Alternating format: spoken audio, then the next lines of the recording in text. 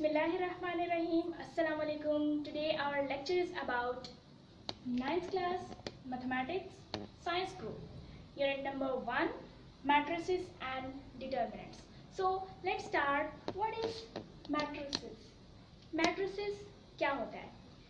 Mathematics में matrices और determinants को जब से साइंस की बुनियाद शुरू हुई थी तभी से शुरू किया गया था. फिजिक्स में और इसके अलावा जो बाकी ब्रांचेस हैं जैसे कि केमिस्ट्री या कंप्यूटर, इन सब ब्रांचेस में मैट्रिसेस और डिटर्मिनेंट्स का इस्तेमाल किया जाता था. सबसे पहले 1858 में एक इंग्लिश मैथमेटिशियन था जिसका नाम था आर्थर. उसने सबसे पहले मैट्रिसेस और डिटर्मिनेंट्स को डिस्कवर किया था. मैट्रिसेस और डिटर्मिनेंट्स को उसने डिफाइन किया था कि बेसिकली ये होते क्या हैं. सो हम लोग मैट्रिसेस और डिटर्मिनेंट्स की डेफिनेशन देख लेते हैं. आखिर मैट्रिसेस होते क्या हैं.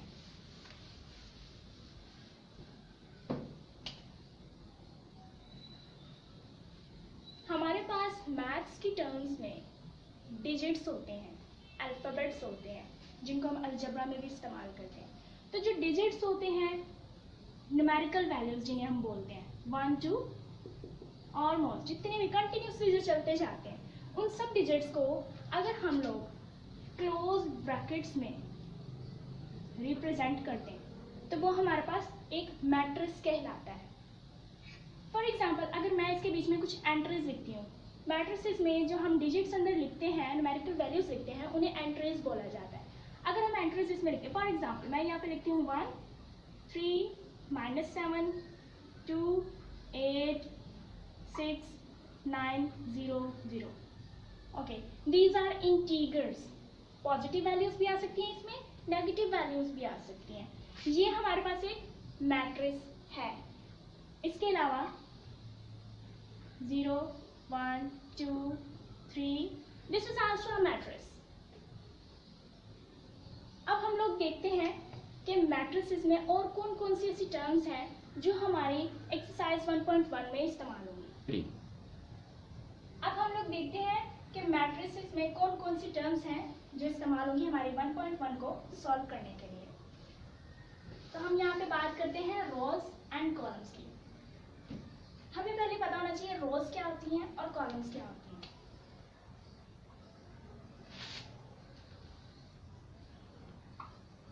रोज को रिप्रेजेंट किया जाता है हॉरिजॉन्टल फॉर्म में, यानी हमारे पास एक मैट्रिक्स में जितनी भी एंट्रीज हों, अगर वो हॉरिजॉन्टल फॉर्म में हो, इस फॉर्म में हो, तो इसका मतलब है वो हमारे पास रोज हैं. फॉर एग्जांपल, ये मैंने एक मैट्रिक्स लिखा है, ये है, इसमें 1 रो है क्योंकि ये हॉरिजॉन्टली लिखी गई है वैल्यूज. जितनी भी एंट्रीज है इसकी हॉरिजॉन्टल फॉर्म में लिखी गई है. दैट्स व्हाई हम इसे कहेंगे ये हमारे पास एक रो मैट्रिक्स है. दूसरी तरफ हम लोग कॉलम की एग्जांपल ले लेते हैं. कॉलम क्या होता है? कॉलम हमारे पास रिप्रेजेंट किया जाता है वर्टिकल फॉर्म में. वर्टिकल हमारे पास वैल्यूज लिखी जाएंगी ऊपर से नीचे, यानी हम लोग यहाँ पे एक मैट्रिक्स ले लेते हैं. ये है हमारे पास 1 2 3. ये हमारे पास जो मैट्रिक्स है इसे हम कहेंगे ये हमारे पास कॉलम मैट्रिक्स है. ये हमारे पास रो है, ये कॉलम है. अब हम लोग एग्जांपल ले लेते हैं एक और. ये है हमारे पास 6 7 8 -9. इसमें मैं आपको बता देती हूँ कि हमारे पास रोज कितनी हैं और कॉलम्स कितने हैं. ये हमारे पास रोज है और ये हमारे पास कॉलम्स हैं. सो काउंट करने में हम करते हैं 1 2 3, यानी कि हमारे पास 3 रोज हैं और 3 कॉलम्स हैं. नेक्स्ट हम बात करते हैं ऑर्डर ऑफ मैट्रिसेस की. ऑर्डर ऑफ मैट्रिसेस क्या होता है?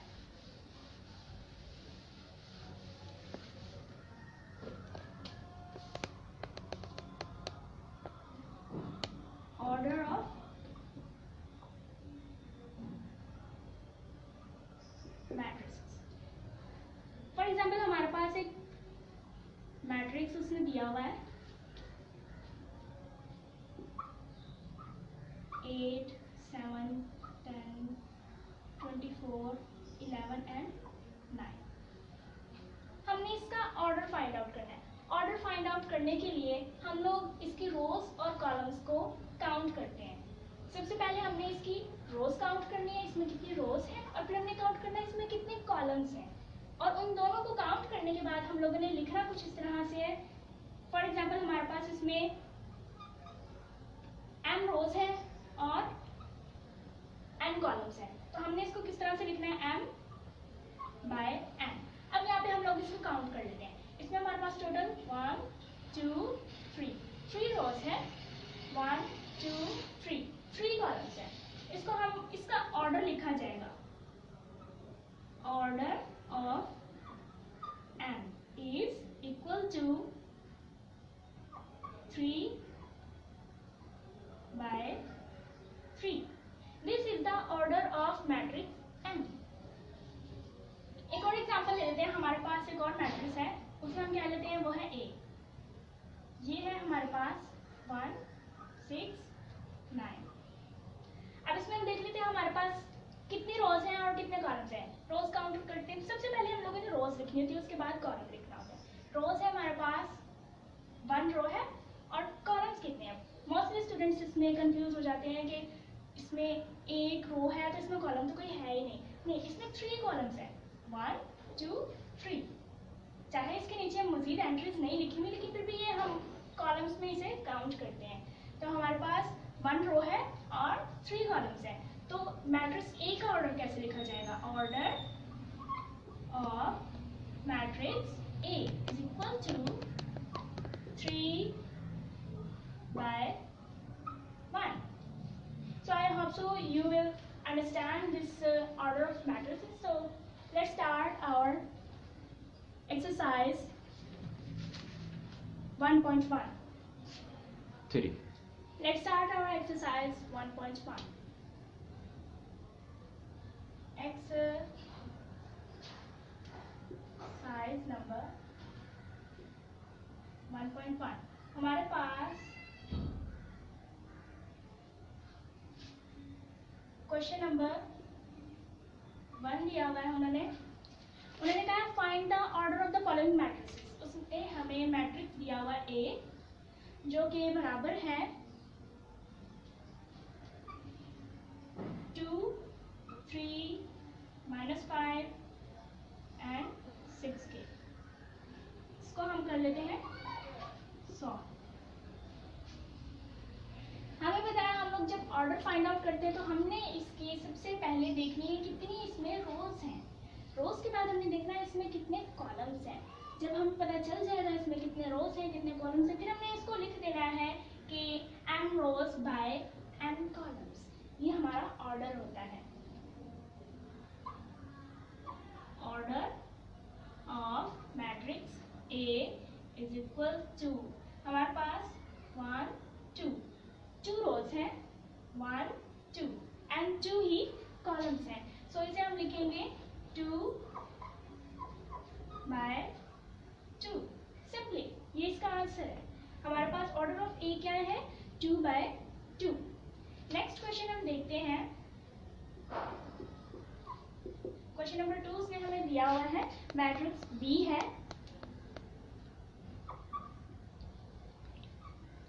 2, 0, 3, 5। इसका हम लोगों ने ऑर्डर फाइंड आउट करना है। सेम उसी मेथड से हम लोग करेंगे। यहाँ हम लिख लेते हैं अपना ऑर्डर ऑफ मैट्रिक्स बी। हम काउंट कर लेते हैं इसमें कितनी रोज हैं और कितने कॉलम्स हैं। यहाँ पे हमारे पास 1, 2 रोज हैं, 1, 2 एंड 2 ही कॉलम्स हैं। तो हम इसको लिख लेते हैं 2 by 2। हमारा ऑर्डर ऑफ बी मैट्रिक्स है 2 by 2। इस तरह से अब हम लोग क्वेश्चन नंबर 3 देख लेते हैं। क्वेश्चन नंबर 3 उसमें मैट्रिक्स दिया हुआ उन्होंने सी इक्वल है हमारे पास 2 and 4। मैट्रिक्स 2, 4।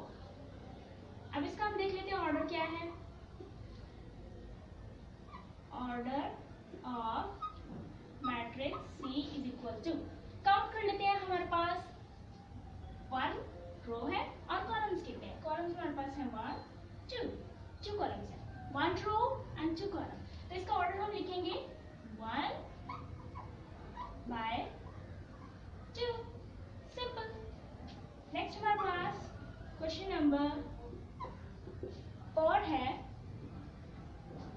मैट्रिक्स दिया हुआ है उसने D और उसने हमें वैल्यूज दी हुई है 4 0 and 6, 4 0 and 6। So let's solve this. यहाँ पे हम लिख लेते हैं order of matrix D is equal to, हम यहाँ पे फिर काउंट कर लेते हैं अपनी रोज कितनी है और कॉलम्स कितने हैं। 1 2 3, 3 रोज है इसमें एंड ओनली 1 कॉलम। सो इसका ऑर्डर बनेगा, order of matrix D is equal to 3 by 1, simple. हमारे पास ऑर्डर ऑफ मैट्रिक्स D आया है 3 बाय 1 क्योंकि इसमें थी 3 rows and 1 column. So our next question is question number 5. Question number 5 पे उन्होंने हमें दिया हुआ है मैट्रिक्स E. E इक्वल है AD BE C and F. Okay, let's solve this. Order of matrix E is equal to, let's count the number of rows and number of columns. 1 2 3, 3 are the number of rows and 1 2, 2 are the number of columns. So the order of matrix E is equal to 3 by 2. Question number 6, हमारे पास उन्होंने matrix दिया हुआ है F. F equal है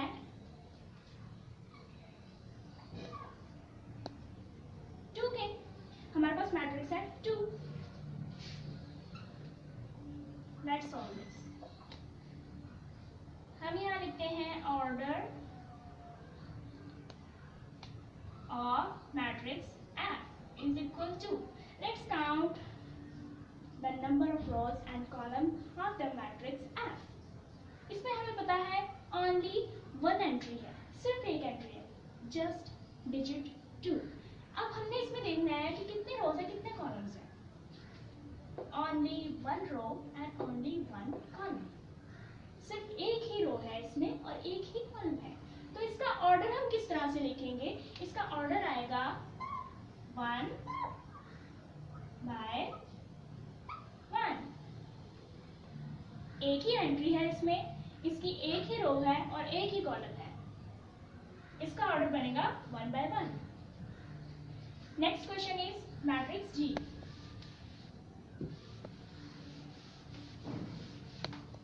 matrix G में उसने हमें values दी हुई हैं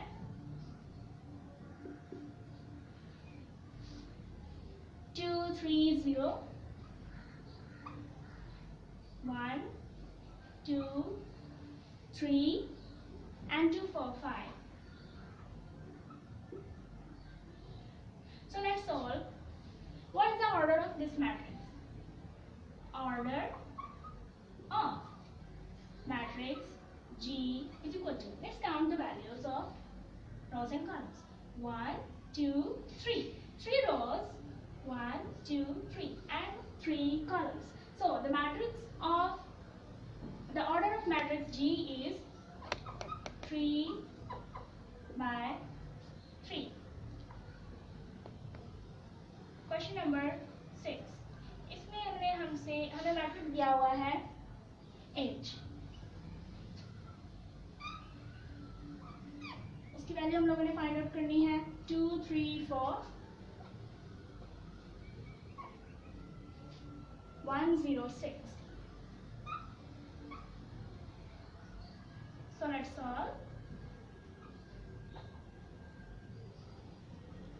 Order of matrix H is equal to number of rows 1, 2. इसमें 2 rows है and number of columns 1, 2, 3. इसमें 3 columns है. So the order of matrix H is 2/3.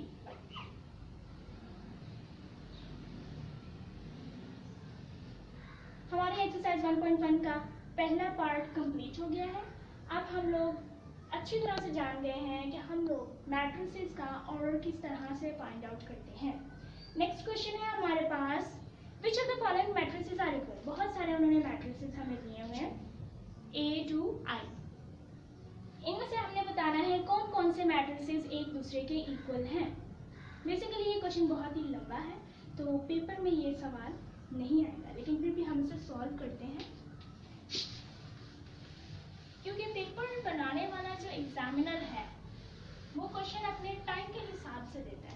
उसने भी पेपर बनाते वक्त टाइम को मद्देनजर रखना होता है, इसलिए वो जितनी हो सके शॉर्ट स्टेटमेंट वाले क्वेश्चन देता है. लंबे स्टेटमेंट वाले क्वेश्चन कभी भी पेपर में नहीं आते हैं.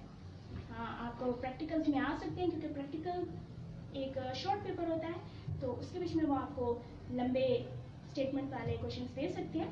सो लेट्स स्टार्ट क्वेश्चन नंबर 2. हमारे पास है क्वेश्चन नंबर 2. इसमें उन्होंने हमें वैल्यू दी हुई है. A की वैल्यू हमारे पास 3 है,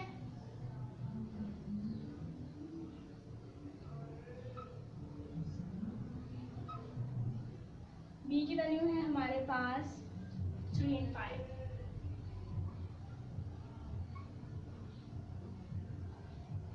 C की वैल्यू है हमारे पास 5 minus 2.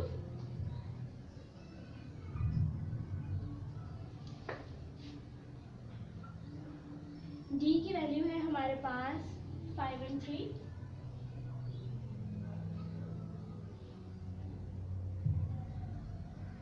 E की वैल्यू है हमारे पास 4, 0, 6 and 2.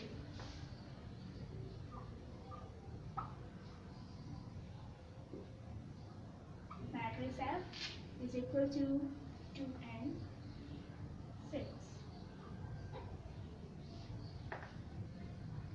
Matrix G is equal to 3 minus 1 and 3 plus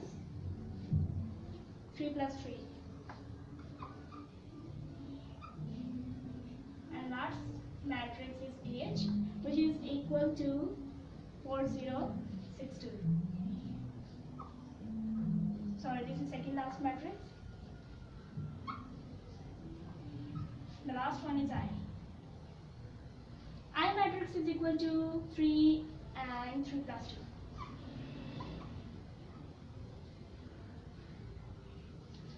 So question वाले ने हमसे ये पूछा है कि आपने बताना है इनमें से इक्वल मैट्रिसेस कौन कौन से हैं. इसमें हम लोग देख लेते हैं. हमारे पास वैल्यू है B की एग्जांपल ले लेते हैं. हमारे पास है 3 and 5. अब यहाँ पे हमने कोई ऐसा मैट्रिक्स देखना है जो इस मैट्रिक्स के इक्वल हो. हम देख लेते हैं I में हमारे पास 3 है और यहाँ पे लिखा हुआ है 3 plus 2. अगर हम 3 में 2 ऐड कर दें तो ये हमारे पास किस तरह से बनेगा.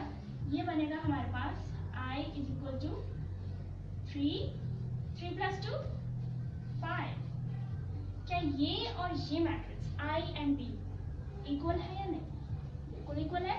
इसमें भी हमारे पास 1 रो है, 2 कॉलम है. इसमें भी हमारे पास 1 रो है, 2 कॉलम है. पहली एंट्री 3 है, इसमें भी पहली एंट्री 3 है. दूसरी एंट्री इसमें 5 है, इसमें भी दूसरी एंट्री 5 है. सो matrix B and I are equal. 3. So we conclude that matrix B and I are equal matrices. Let's start the example of A. A में हम देखते हैं हमारे पास एक एंट्री है वो है 3. इसका ऑर्डर है 1 by 1 क्योंकि इसमें 1 ही रो है और 1 ही कॉलम है. अब हम लोग इन सारी वैल्यूज में से देखते हैं आखिर कौन सी वैल्यू ऐसी है जिसे हम लोग सॉल्व करें या सामने हमें दिख रही है जो कि a के बराबर है। तो c को देख लेते हैं। इसमें हमारे पास वैल्यू है 5 माइनस 2। अगर हम लोग 5 में से 2 माइनस करें तो हमारे पास आता है 3। तो क्या हमें नहीं लगता कि अगर सिंपल 3 आ जाए, एक ही एंट्री आ जाए, तो उसका ऑर्डर होगा 1 बाय 1। तो इसका भी ऑर्डर 1 बाय 1 है। इसकी वैल्यू 3 होगी तो इसकी वैल्यू भी 3 होगी। इसको हम इस तरह से लिख सकते हैं, c is equal to 5 minus 2 is equal to 3. So, matrix A and matrix C are equal matrices. E में हम देखते हैं हमारे पास 2 रोज हैं, 2 कॉलम्स हैं, यानी इसका ऑर्डर है 2 by 2 और इसकी पहली एंट्री है 4, दूसरी है 0, 6 and 2। अब इसमें हम देखते हैं बाकी की जो बची हुई वैल्यूज हैं उनमें से कोई ऐसा मैट्रिक्स जो कि इस मैट्रिक्स के बिल्कुल इक्वल हो। तो हम देखते हैं यहाँ पे H मैट्रिक्स है जिसकी वैल्यूज में हमारे पास ऑर्डर है 2 रोज 2 कॉलम्स और इसकी पहली एंट्री 4 है, दूसरी एंट्री 0 है, तीसरी 6 है और चौथी 2 है। सो हम कह सकते हैं E and H are equal matrices। Next हमारे पास F मैट्रिक्स है जिसकी वैल्यू है हमारे पास 2 and 6। इसमें हमारे पास 2 रोज है एंड 1 कॉलम है। अब हम इसमें देखते हैं कौन सी वैल्यू इनमें से ऐसी है जिसको सॉल्व करें या सामने दिखने से ही हमें पता चले कि ये F के इक्वल है। तो हमारे पास एक मैट्रिक्स बचा है, वो है G में हमारे पास वैल्यू है 3 minus 1 and 3 plus 3। अगर हम 3 में से 1 माइनस करते हैं तो ये हमारे पास आता है 2। अगर हम 3 में 3 ऐड करते हैं तो ये हमारे पास आता है 6। सो इसको हम सॉल्व करते हैं, ये हमारे पास आ जाएगा G is equal to 3 minus 1 2, 3 plus 3 6। तो क्या हम कह सकते हैं कि matrix G and matrix F are equal matrices because इनका ऑर्डर भी सेम है। हमारे पास जो एक मैट्रिक्स बचा है वो है मैट्रिक्स D। ये मैट्रिक्स बिल्कुल सेम एज इट इज है, सिर्फ एंट्रीज का फर्क है, एंट्रीज आगे पीछे हैं, बाकी वैल्यूज बिल्कुल नहीं है जैसे मैट्रिक्स B और मैट्रिक्स I के। इसमें भी 3 and 5 है, इसमें 5 and 3 है, इसमें भी 3 and 5 है। सिर्फ इसमें एंट्रीज का फर्क है, बाकी इक्वल है। D, B and I are equal matrix. यहाँ पे हम अपना आंसर लिखते हैं।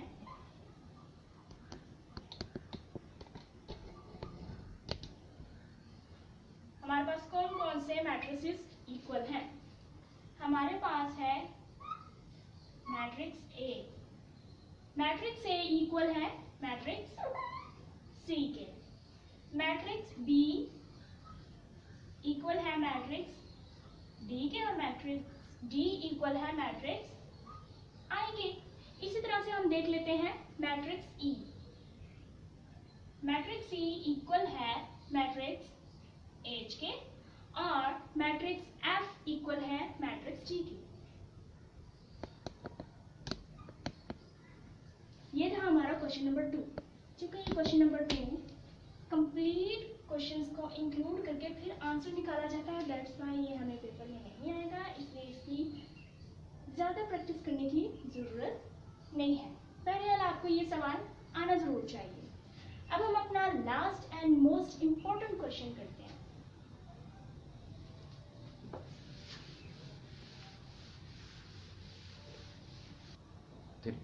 Let's start our question number 3. The last question is find the values of A, B, C and D to satisfy the matrix equation. हमारे पास उन्होंने एक equation दी हुई है। हमारे पास एक मैट्रिक्स दिया हुआ है जिसमें हमारी पहले वैल्यू है A plus C, दूसरी एंट्री हमारे पास A plus 2B, तीसरी है C minus 1, 4D minus 6। ये मैट्रिक्स हमारा इक्वल है 0, -7, 3 and 2D के। यानी हमारे पास जो पहली एंट्री है वो इक्वल है 0 के, दूसरी एंट्री है वो इक्वल है -7 के, तीसरी एंट्री हमारे पास 3 के इक्वल है और लास्ट वाली एंट्री हमारे पास 2D के इक्वल है। इसमें हम लोगों ने फाइंड आउट करना है value of A, B, C and D। Let's start our question. हम लोग इक्वेशन ले लेते हैं, इसमें इक्वेशन के नंबर भी लगा लेते हैं। हमारे पास पहली वैल्यू है A plus C। लेट कर लेते हैं हमारे पास A plus C इक्वल है पहली एंट्री 0 के। इसको हम क्या देते हैं, ये हमारे पास है इक्वेशन नंबर 1। दूसरी हम एंट्री ले लेते हैं A plus प्लस 2b ये इक्वल है -7 के। इसे हम क्या लेते हैं, ये है इक्वेशन नंबर 2। तीसरी हम वैल्यू ले लेते हैं c-1 को, जो कि इक्वल है एंट्री 3 के, और इसको हम क्या लेते हैं, इक्वेशन नंबर 3 है। और लास्ट हमारे पास है 4d - 6 ये इक्वल है 2d के। इसको हम क्या लेते हैं, equation number 4। Let's start our equation number 3। हम सबसे पहले अपनी इक्वेशन नंबर 3 करेंगे, क्योंकि इसमें हम लोगों ने वैल्यू जस्ट फाइंड आउट करनी है c की। अगर हम लोग पहली इक्वेशन अपनी सॉल्व करते हैं तो उसमें हमें c की वैल्यू नहीं पता चलेगी और ना ही a की वैल्यू पता चलेगी। अगर हम अपनी पहली इक्वेशन 3 वाली सॉल्व करते हैं तो इसमें हमारे पास c की वैल्यू आ जाएगी। अगर हम c की वैल्यू निकाल लेंगे तो उसे हम लोग c की जगह पे पुट करके a की वैल्यू निकाल सकते हैं, और जब हम a की वैल्यू निकाल लेंगे तो हम उसको b वाली वैल्यू में a की जगह पे पुट करके b की वैल्यू निकाल लेंगे, एंड लास्ट में हम लोग d की वैल्यू सॉल्व कर लेंगे। सो let's start equation number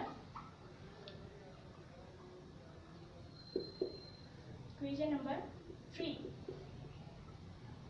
equation number 3 हमारे पास है c-1 इक्वल टू 3 की। हमें पता है इक्वल की दूसरी तरफ वैल्यू अगर हमारी प्लस में हो तो दूसरी तरफ जाके वो माइनस में कन्वर्ट हो जाती है, और अगर हमारे पास इक्वल के इस तरफ माइनस की वैल्यू हो तो दूसरी तरफ प्लस में कन्वर्ट हो जाती है। अगर वैल्यू मल्टीप्लिकेशन में हो तो उधर जाके डिवीजन में हो जाती है, और अगर डिवाइड में हो तो उधर जाके मल्टीप्लाई में हो जाती है। सो हमने c की वैल्यू फाइंड आउट करनी है, तो c के साथ जितनी भी वैल्यूज है उठा के इसको इक्वल के दूसरी तरफ रख देंगे ताकि हम लोग c की वैल्यू फाइंड आउट कर सकें। यहाँ पे हमारे पास -1 है, -1 इक्वल के दूसरी तरफ जाके प्लस का हो जाएगा। c is equal to 3 + 1। इसमें हमने 3 पहले लिखना है, +1 हमने बाद में लिखना है, क्योंकि 3 पहले से ऑलरेडी अपनी जगह पे मौजूद है, उसको हम हटाएंगे नहीं। अब हमें पता है 3 + 1 होता है 4, हम लिख लेंगे यहाँ पे 4। c का हमने आंसर निकाला है, वो है 4। नेक्स्ट इक्वेशन हम लोग अपनी सॉल्व करते हैं, वो है इक्वेशन नंबर 1। इक्वेशन नंबर 1 है हमारे पास a + c = 0। As we know that c is equal to 4, let's put the value of c in place of c. a plus c की जगह पे हम लोग यहाँ पे लिख देंगे 4 = 0। ऑब्वियसली हम लोगों ने a फाइंड आउट करना है, तो a के साथ जितनी वैल्यूज है इक्वल के दूसरी तरफ चली जाएंगी। ये हमारे पास आ जाएगा a = 0, 4 यहाँ पे प्लस हो रहा है, उधर जाके क्या हो जाएगा -4। हमें पता है हमारे पास कोई भी डिजिट हो, हम उसमें से 0 ऐड करें या माइनस करें, हमारे पास वैल्यू वही आती है। लेकिन अगर हम लोग 0 के साथ कोई भी वैल्यू मल्टीप्लाई करते हैं या डिवाइड करते हैं तो हमारे पास वैल्यू 0 आती है।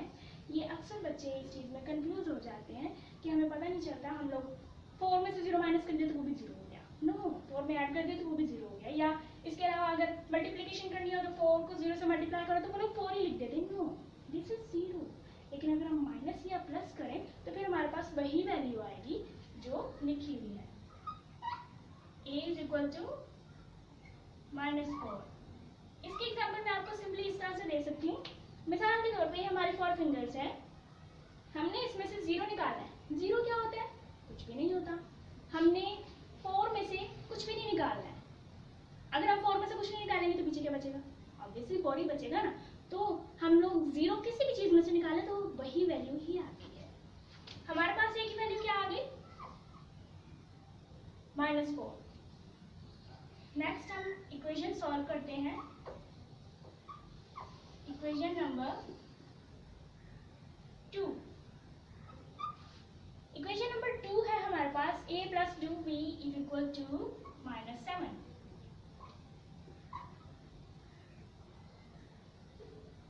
अब हम लोग क्या करते हैं, हमें पता है as we know that a is equal to -4, जैसे कि हमने पहले सॉल्व कर लिया था। हम लोग a की वैल्यू a की जगह पे ये आ जाएगा -4, हम इसे लिखेंगे ब्रैकेट में, प्लस ये आ जाएगा 2b इज इक्वल टू -7। जितने स्टेप्स हम बढ़ाएंगे एग्जामिनर हमारा क्वेश्चन देके उतना ही खुश होगा कि इस बच्चे को सवाल करना आता है step by step, that's why वो हमें पूरे नंबर देने पे मजबूर होगा। अब हमें पता है यहाँ पे 4 ब्रैकेट में, तो हम इसकी ब्रैकेट को खत्म करेंगे, -4 plus 2b is equal to -7। अब हम क्या करेंगे, b एक जगह पे रखेंगे और बाकी जितनी वैल्यूज है इसको कन्वर्ट कर देंगे इक्वल की दूसरी साइड पे। यहाँ पे हमारे पास 4 माइनस हो रहा है, इस तरफ जाके 7 के साथ ऐड हो जाएगा, ये हमारे पास आ जाएगा 2b, यहाँ पे बच जाएगा 2b, जस्ट प्लस का 2b है इसलिए हम प्लस लिखना, हमारे पास यहाँ पे क्या बचा, 2b बचा। अब हम लोग यहाँ पे लिखते हैं 2b, हमें पता है 2b प्लस का है, तो प्लस लिखें या ना लिखें कोई फर्क नहीं पड़ता, क्योंकि जितनी भी वैल्यूज होती है उनके साथ कोई साइन ना हो उसका मतलब है कि उसके साथ प्लस का साइन होता है। अब यहाँ पे हम लिखते हैं -7, 4 यहाँ पे माइनस हो रहा था, इस तरफ जाके क्या हो जाएगा प्लस, यहाँ पे 2b के साथ मल्टीप्लाई हो रहा है, वो कैसे, जब दो वैल्यूज आपस में अटैच हो और उसके बीच में कोई साइन ना हो, तो इसका मतलब है उनके दरमियान मल्टीप्लिकेशन का साइन होता है, वो आपस में मल्टीप्लाई हो रहे हैं। और हमें पता है जब भी मल्टीप्लाई वैल्यू हो रही हो तो इक्वल के दूसरी तरफ जाके वो डिवाइड हो जाती है, तो हम 2 को इस पूरी वैल्यू के साथ डिवाइड करते हैं। यहाँ पे क्या बचा, b is equal to -7 plus 4 divided by 2 आ गया। अब हम इसको कर लेते हैं सॉल्व, ये हमारे पास साइन माइनस का है, ये साइन हमारे पास प्लस का है, माइनस प्लस माइनस, 7 में से हम लोग 4 माइनस करें तो कितने आते हैं, 3 आते हैं, b इज इक्वल टू 3। अब हमने ये देखना है कि साइन कौन सा लगाया जाए इसके साथ, प्लस का लगेगा या माइनस का लगेगा, हमें पता है माइनस प्लस माइनस होता है, लेकिन हमने प्लस माइनस में साइन को देखना बहुत जरूरी है। 7 के साथ माइनस का साइन है, अब इन दोनों पे बड़ी वैल्यू 7 है तो हमने साइन बड़ी वैल्यू को डालना है, तो यहाँ पे हमारे पास माइनस आ जाएगा। हमने ये नहीं देखना है कि प्लस माइनस माइनस हो रहा है तो हमने माइनस ही डाल देना है, हमने माइनस वो डालना है जो बड़ी वैल्यू के साथ है, हमने साइन वो डालना है जो बड़ी वैल्यू के साथ है। ये किसके साथ डिवाइड हो रहा है, 2 के साथ। अब हमें पता है ये 2 3/2 मजीद सॉल्व नहीं हो सकते, यही इसका आंसर है। So let's start our last equation, हम अपनी लास्ट इक्वेशन की तरफ चलते हैं, वो है हमारी इक्वेशन नंबर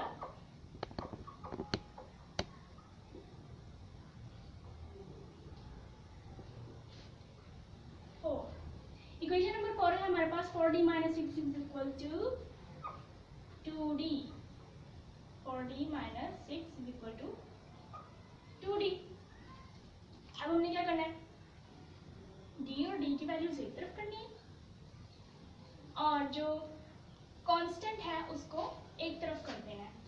हमारे पास जो अल्फाबेट्स की फॉर्म में वैल्यूज होती हैं वो वेरिएबल्स कहलाती हैं, और जो विदाउट अल्फाबेट की होती है वो हमारे पास कांस्टेंट कहलाता है। तो हम कांस्टेंट को इक्वल के दूसरी तरफ कर देंगे और जो हमारे पास वेरिएबल वाली वैल्यू है वो हम लोग इकट्ठी कर लेंगे। ये हमारे पास है 4d, 6 यहाँ पे प्लस हो रहा था तो जाके माइनस हो जाएगा, ये हमारे पास है 2d - 6। अब हम क्या करेंगे, +6 माइनस है यहाँ जाके प्लस हो जाएगा, ये 2d यहाँ पे 6 के साथ ऐड हो रहा है, इसके साथ कोई साइन नहीं, मतलब 2 के साथ 2d के साथ प्लस का साइन है तो ये यहाँ पे जाके 4d के साथ माइनस हो जाएगा, 4d - 2d is equal to 6। Sign हम प्लस का इसलिए नहीं डालेंगे क्योंकि हमें पता है जिसके साथ कोई साइन ना हो उसके साथ प्लस का साइन होता है, डालो या ना डालो कोई फर्क नहीं पड़ता। 4 में से 2 हम माइनस करें, 4 के साथ साइन प्लस का है, 2 के साथ माइनस का है, तो हम 4 में से 2 माइनस करेंगे तो हमारे पास बचेगा 2d। ये 4d थे, ये 2d थे, हमने 4 में से 2d निकाल दिया, हमारे पास 2d बचे। साइन इसके साथ कौन सा लगेगा, हमें पता है 4d बड़ी वैल्यू है, इसके साथ प्लस का साइन है तो हम इसके साथ भी प्लस का साइन लगाएंगे, ये इक्वल है 6 के। अब हमें पता है 2d के साथ मल्टीप्लाई हो रहा है, जब भी वैल्यू मल्टीप्लाई हो रहा है, इक्वल की दूसरी तरफ जाके ये डिवाइड हो जाएगी। यहाँ पे अकेला d बचेगा और 6 डिवाइडेड बाय 2 आ जाएगा। अब हम इसकी कटिंग कर लेते हैं। 2 1 2 एंड 2 3 6, तो ये हमारे पास वैल्यू आ जाएगी 3। d is equal to 3। हमने इक्वेशन सॉल्व की। सबसे पहले इक्वेशन नंबर 3, हमारे पास वैल्यू आई, c की वैल्यू आई हमारे पास 4। उसके बाद हमने इक्वेशन नंबर 1 सॉल्व की, उसमें हम लोगों ने c की जगह पे वैल्यू पुट की है 4 की और हमारे पास आंसर आ गया -4। फिर हमने इक्वेशन नंबर 2 सॉल्व की, उसमें हमने वैल्यू पुट आउट की a की, क्योंकि हमने a पहले सॉल्व कर लिया था, -4 लगाया और उसके बाद हमने आंसर इसका निकाला -3/2 एंड लास्ट में हम लोगों ने d की वैल्यू सॉल्व की, वो थी हमारे पास 3। अब हम इसका लिख लेते हैं रिजल्ट।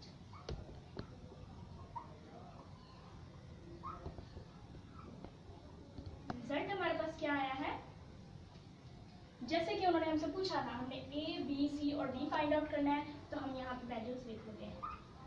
a इक्वल है -4 के, b इक्वल है -3/2 के, c इक्वल है 4 के एंड d इक्वल है